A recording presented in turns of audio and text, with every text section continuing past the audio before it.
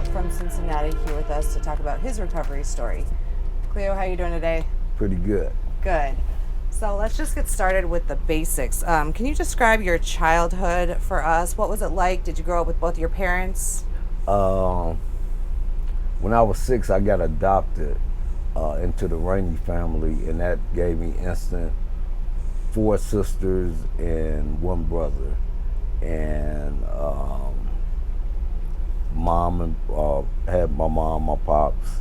My father died when I was 14, and right after my father died, that's pretty much when I started using drugs. I was in junior high the first time I smoked a joint. Once I went to high school at Woodward, then I graduated to acid, weed, a little drinking, and some volume. Was it progressively getting worse? Yeah. Okay. So then what happened? Like once it started getting worse, how did you support your habit? Okay, well, once I got out of the, once I graduated out of high school, I went into the military. Okay. So once I went into the military, my drug use got even higher. After the military, when I got out the military, I came home, got a job, and continued, smoking weed, and I was doing a little bit more drinking then when I first came home, because on the corner every day, in Kennedy Heights, people just hung on the corner and drank all day after, you get off of work. So Right. that's pretty much how that ran. Were you experiencing any consequences? Well, at that time, I really didn't feel it. Yes, I was experiencing consequences because every time I would get my own spot, I would lose it and lose everything in it. So yeah, I was definitely catching some consequences. I didn't get in trouble with the law until I was 34. When I was 34 years old, my cousin and me and another guy, we robbed Pizza Hut in Blue Ash, and I ended up doing 6 years in the penitentiary. When I came home, I was determined, not to go back to the penitentiary. Right. So I came home. I went to the Dana House up on Montgomery Road. Well, I went to a halfway house first, and then when I had met all the requirements, then I went to a halfway house. Well, it's like a halfway house. And then I went to the Dana House, and after the Dana House, I got my own apartment. Okay. And then when I got my own apartment, things was going good. I was working at Mount Adams, good job. The people loved me. They looked out for me. Matter of fact, they went with me when I got my car, and they was giving me gifts that other employees were not getting. So things was going good for me at that time. When I first got out for about a year, I didn't use. I had my nephews, had my son, had her sons with me sometimes, and things were going good. But then once again, I started using crack. And once I started using crack, I was a payday addict. On every payday, I would spend all my whole check, and 8 hours later, I would be broke.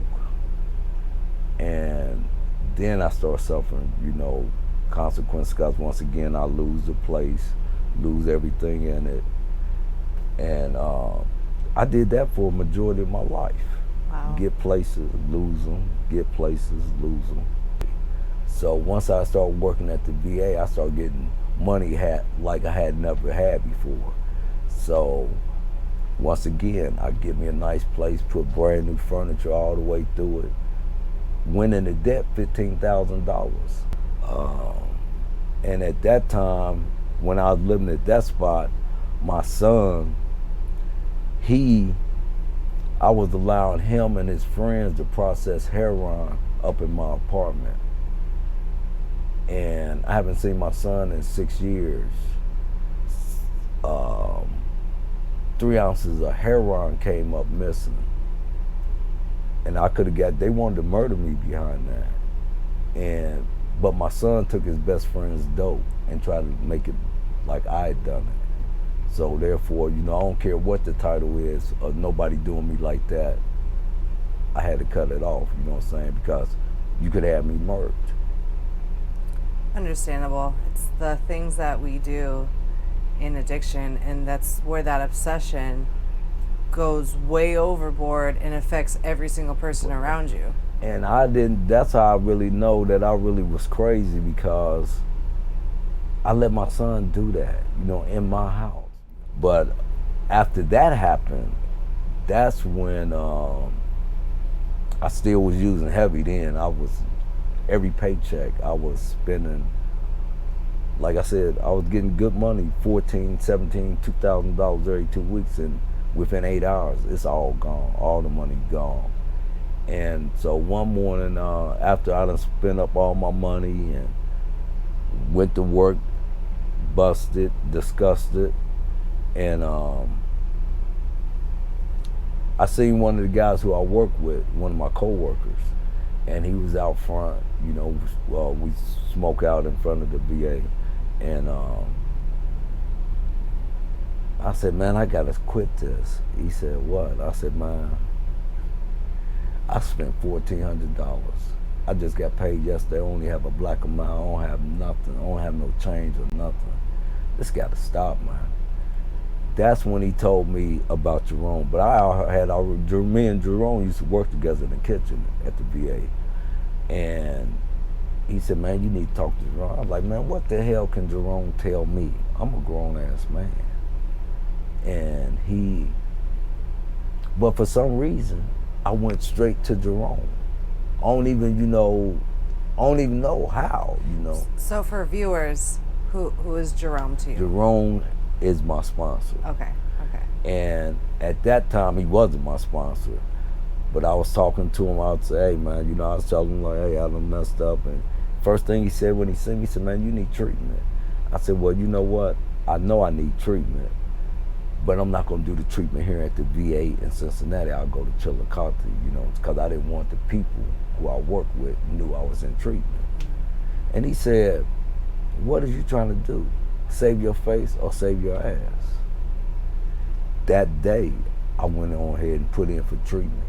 I put in for treatment that day. About a week later, I was in treatment. And while I was in treatment, like I said, Jerome, he wasn't my sponsor. But I was calling him every day. He was showing me some things. And he done showed me so much. It's like this. I look at it like this today. How do you pay somebody for making you a better you? How do you pay somebody for loving you before you even love yourself? How do you pay somebody for caring about you and your recovery as much as you do? That's a total blessing to have that happen, I don't be here today if it don't be for Jerome. Mm-hmm. He always tells me, and like I say, how do you pay somebody back like that? He always tells me just to keep doing what I'm doing. Yeah. So, people are placed in your life when you need it the most, maybe. I was living in a concrete room, for real concrete room. Talking about the ceiling, I could touch it. It had one of them light bulbs that with the string hang down without a globe on it. And it was just as small, it was just as small as this, not even as big as this, a concrete room. And I was in that room, and I said, you know what? And the next door, they over there smoking crack. And this is when I was gonna go into recovery, and I didn't want to smoke crack no more. So what I was doing was calling a suicide line for vets, right? I wasn't calling about me wanting to kill myself. I was calling because I didn't want to smoke no crack, but I wanted to talk to somebody, you know what I'm saying? And they talked to me until I went into treatment, So it's a lot of things that done happened in my life that, especially in this recovery, like now, that I'm really in recovery, I mean, things don't really change. I mean, I'm not trying to brag or nothing like that when I say what I'm getting ready to say. But I'm wearing gaiters. This watch costs $2,400. You know what I'm saying? I never would have done nothing like that. How long have you been sober? December the 28th, it'll be 2 years. Amazing. But I was clean for 27 months, and then I relapsed. But the day that I relapsed, I called Jerome. You know, I had spent $1,000. Called him. I was geeked out of my mind. And I said, Jerome. He said, I've been trying to call you all day, Cleo. You're not answering. I said, I done messed up. He said, well, you know when you wake that monster up, he hard to put back to sleep. I said, man, I don't give a damn about that monster. I've been on this road of recovery for 27 months. I know what I got to do, and I'm going to do it. So, you know, it's just the things that today that's happening to me, it could never happen if I wasn't in recovery. Right. And I know it, you know. I just thank God, you know. I thank God, you know, for real, because I know people who are just like me, you know, struggling with it. But for me, it's a spiritual thing, you know. A lot of people think surrender means surrender, but it's surrendering to win. You know, when I surrender, then I start winning. You know what I'm saying? When I really figured out I can't beat crack, I can't beat dope, I can't. I had to get with that. And today I try to live my life, you know, with spiritual principles. You know, I think about what I'm going to do. You know, I still go off sometimes, but it's not as bad as it used to be. When I was working at the VA for years, they called me LC, loose cannon, because I would cuss people out and just act a fool, you know what I'm saying? But the reason I didn't understand why I was doing it because I was miserable. I didn't have no dope, didn't have no cigarettes, didn't have no Black and Miles, didn't have nothing, and I done worked 2 weeks and don't have nothing. So anybody work like that for 2 weeks and don't have nothing, you ain't gonna be in no, oh, I'm happy today. You're not gonna be happy. So what do you think was different about this time versus the 27 months you had before? Well, in that time, in that 27 months, which was beautiful, but what messed me up this time, I think what the difference is this time is that not only do I want to let myself down, I want to let Jerome down or nobody else who care about my recovery. You know what I'm saying? Because today I know it is people who care about my recovery. I know it's people who care. And at the time it was where didn't nobody care nothing about me, period. You know what I'm saying? Gives you that extra motivation. And what about your relationships today? Obviously you have one with your sponsor. What about family members, friends? Do you have a significant other? No. Not too long ago I was going to get married, but the woman who I was going to marry, you know, we had been on and off for 30 years, and then when I actually proposed to her and put the ring on her finger, she wasn't ready. You know what I'm saying? She wasn't ready. So yeah, I'm single, and I'm cool with it. I'm cool with it. You know, cause right now I'm working on Cleo. Period. You know what I'm saying? I'm working on myself. I'm like I said, I'm getting ready to retire, and tomorrow I go for an interview to be a peer support. You know, so I'm gonna be a peer support. That's gonna happen. Amazing. That's gonna happen. Today, it's nothing that I want I can't get. You know, and that is a beautiful thing to be able to say. You know, and to know it. You know, that's a beautiful thing. And I'm grateful. You know what I'm saying? The gratitude I have just for being alive, and the people who know me and love me, I'm just grateful today. You know what I'm saying? I'm truly grateful, you know. For real, I'm truly grateful. If you had to pick one thing that you are most proud of since getting sober, what would it be?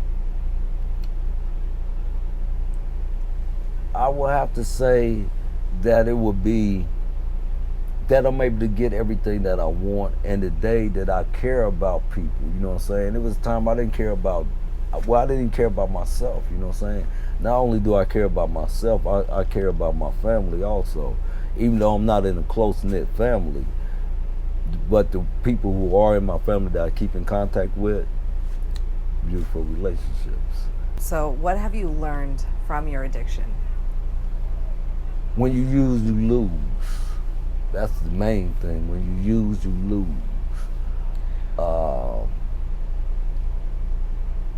And I can't be happy using, you know what I'm saying? You know, when I first started using, when anybody start using, it's fun at first, you know, it's fun. You get your little jollies off, you get your little high on. But when you in it for decades, something's wrong. Something's not right. And, you know, for me, like I said, most of my life I've been, you know, using drugs, you know what I'm saying? You know, as a vet, I see a lot of guys getting, it's one guy who used to work with me in the kitchen, about 6 months ago, he got like $449,000, and he's straight crackhead. He been on a spree smoking crack every day, you know, and I just, you know, always wonder if I would have got a large sum of money, what would happen to me. But I know what would happen to me, because I would have smoked myself to death, you know, because I'm an addict. I don't know when to stop. Right. I mean, it's exactly the same. I've thought the same thing. It's the same thing, exactly. Do you have any words of hope that you would like to share with someone trying to get sober? Yeah, the main thing I say is it's a spiritual thing, you know what I'm saying? You got to be in contact, whatever your higher power is. If you really have faith in higher power, your higher power will help you through your recovery. And, you know, like I was telling my sister-in-law, that I remember when my mom, aunties, and they used to be like, you know, just let God do what he gonna do with you and get out the way. I used to be like, man, them old ladies, they don't know what they talking about.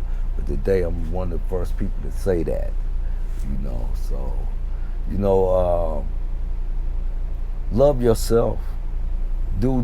Always do what's right for you. You can't lose. You can't lose. And have faith. Got to keep that faith. Well, that's very solid advice, and I really like how you described that. So we covered a lot. Is there anything that we missed that you would like to share, or did we kind of cover everything? I think that's about everything. Okay. I think that's about, yeah, that'll wrap it up for me. Well, we really appreciate you coming out. We appreciate your honesty with it. That was just a very candid interview, and those are the best though, because people can get the most out of them. You know what I mean? So yeah. Thank you so much. Your story is going to help so many people. It definitely helped me today. So thank you.